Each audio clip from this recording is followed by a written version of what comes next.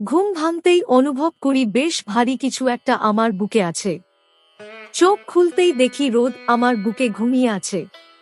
শরীরে এতটুকুও শক্তি নেই যে ওকে সরাবো।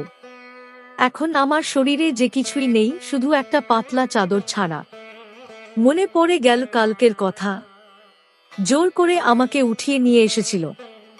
আমি অনেক আকুতি মিনতি করেছি, তবু কোনো লাভ হয়নি। নিজের সর্বস্ব দিয়ে ওনাকে আটকানোর চেষ্টা করেছি, কিন্তু আমি ব্যর্থ, কারণ রোদ সুঠাম দেহের একটা ছেলে দেখেই বোঝা যায় শরীর চর্চা জিম করে। আমি ওনাকে অনেক কিল ঘুষি মেরেছি। তারপর নিচে চোখ যেতেই দেখি কাল যে শাড়িটা পরে বাড়ি থেকে বেরিয়েছিলাম সেটা ফ্লোরে পড়ে আছে, আর ব্লাউজটা দুভাগ হয়ে দুদিকে পড়ে আছে। আমি আর না পেরে ডুকরে কেঁদে উঠি। কি হয়ে গেল এটা আমার সাথে একদিনের মধ্যে? কাল এই সময় তো সকালটা কত সুন্দর ছিল, আর আজ আবার ও মনে পড়ে ওনাকে অনেক সরানোর চেষ্টা করেছি, কিন্তু পারিনি। শেষে পুরো শরীর অবশ হয়ে গেল, আর পারলাম না। নিজের দিকে দেখি আর মনে পড়ে উনি কিভাবে পশুর মতো আমায় কামড়ে ছিঁড়ে খেয়েছেন, তাই ব্যথায় আমি অজ্ঞান হয়ে যাই। সারা শরীরটা যে এখনো অবশ, পেটে, বুকে, গলায়, শরীরে এমন কোনো জায়গা নেই যেখানে এখন নখের আঁচড় বা দাঁতের কামড়ের দাগ নেই।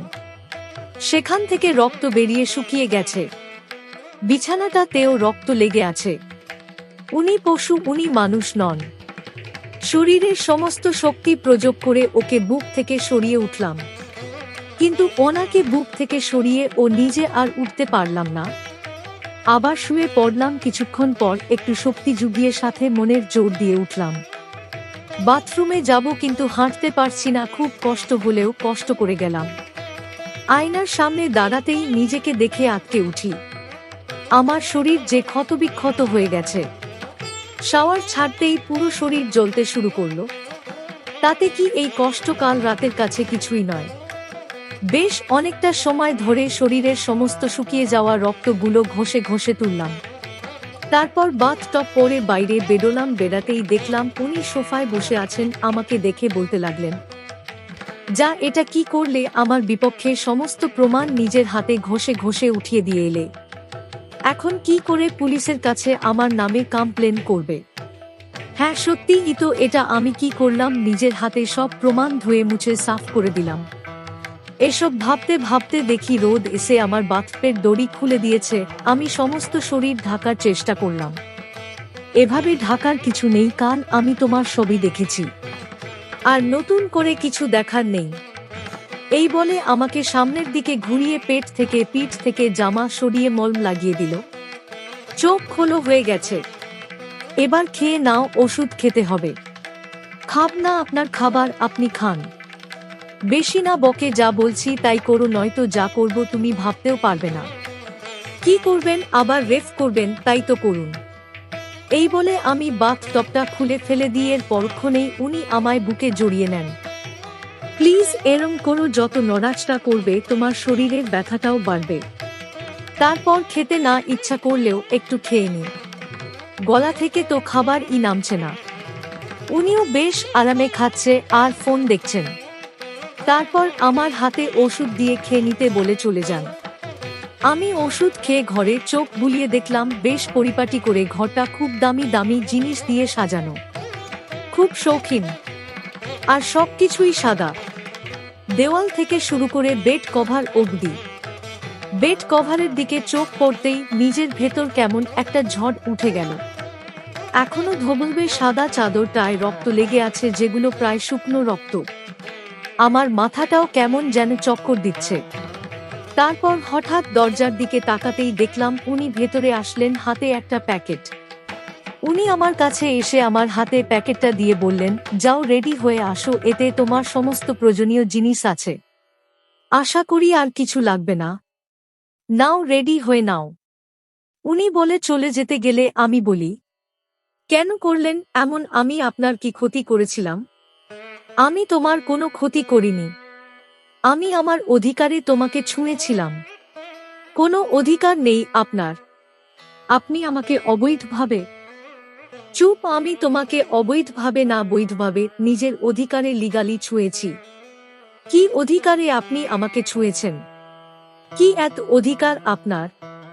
আর কিছু বলার আগেই উনি ওনার ঠোঁট দিয়ে আমার ঠোঁট চেপে ধরে শুষে নিতে থাকলেন। কিন্তু এই ছোঁয়াটায় কোনো হিংস্রতা নেই, রূঢ়ভাব নেই। উনি আবেশে আমার ঠোঁট শুষে নিয়ে আমায় ছেড়ে দেন আর উনি বাইরে চলে যান। আমি প্যাকেট খুলে দেখি শাড়ি, ব্লাউজ, সায়া, চুড়ি সহ সব, আর কিছু লাগবে না। আমি পরেনি ওয়াশরুমে গিয়ে বেরিয়ে দেখি উনি দাঁড়িয়ে আছেন। আমি বেরিয়ে আসতে দেখে আমাকে বলে আমার ব্যাগটা নিয়ে নিতে। আমি নিয়ে নিলে আমার হাত টানতে টানতে বাইরে নিয়ে আসেন। সবকিছু পরে নিয়ে ওয়াশরুম থেকে বেরিয়ে পড়ি। বেরিয়ে দেখি রোদ দাঁড়িয়ে আছে।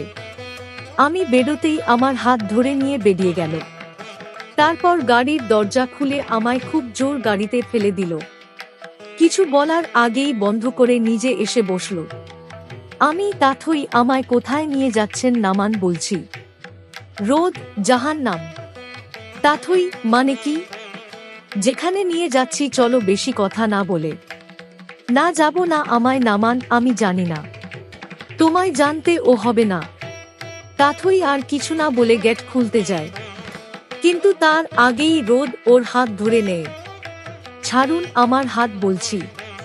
কে সাহস দিয়েছে আমার হাত ধরার? আমার কারুর পারমিশন নেওয়ার দরকার নেই। আমি আমার অধিকারে যা করার করেছি। কি অধিকার করেন বলুন তো আপনি? আমার সব শেষ করে ও আপনার শান্তি হয়নি আর চান বলুন? তোমায়, আমায় হাসালেন আপনি, তো আমার শরীর নিয়ে নিয়েছেন, তো আর কি লাগবে? চুপ একদম। আমি তোমার শরীর নিইনি, আমি বৈধভাবে তোমায় ছুঁয়েছি। আর কিছু বলার আগেই তাথই গেট খুলতে চায়।